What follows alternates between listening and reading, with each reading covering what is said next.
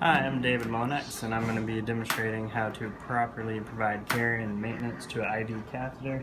Um, so, with an IV catheter, we'll say the bear had surgery yesterday, and it's something that he's been, using this catheter consistently. It's something that we want to pay a great deal of attention to make sure that it is, first off, properly working, second off, comfortable, and it is clean and sanitary.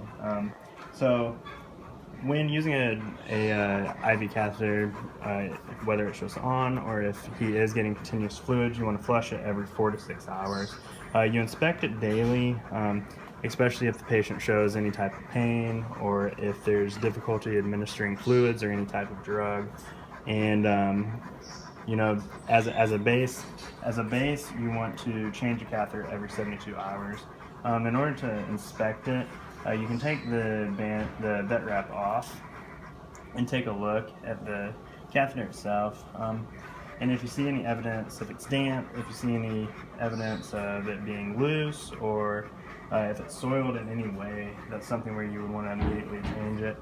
And then looking at the catheter, Bear seems to be in good shape. I don't see any evidence of inflammation either above or below the catheter itself.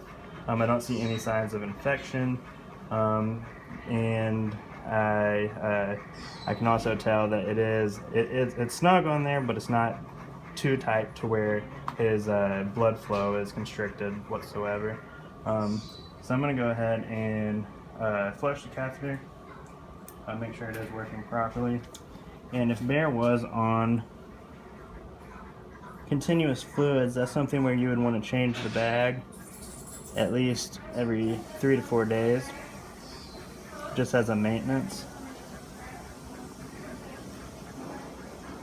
Okay, and it still does seem to be working properly. But it looks great, but for demonstration purposes, I have a bandage here ready, and I'm just going to go ahead and take this out of Bear. And if he does need it in the future, we'll go ahead and change it fully. But I'm just going to take the bandage off and remove the catheter.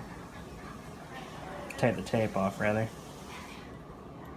And while I do that, I'm going to have a cotton ball ready. Okay, so I'm back, and I do apologize for that. My phone ran out of memory, so it stopped recording, but I'm just going to pick up where I was. I've already cut the bandage, or the tape, and I'm going to remove the IV catheter and immediately place a bandage there to achieve hemostasis.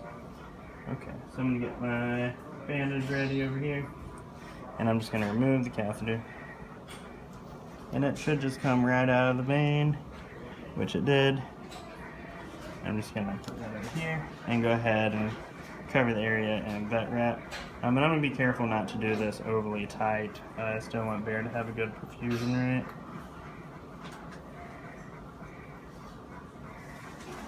Okay, and I'm going to make a note in Bear's patient medical history, and I'm going to say, when I took it out.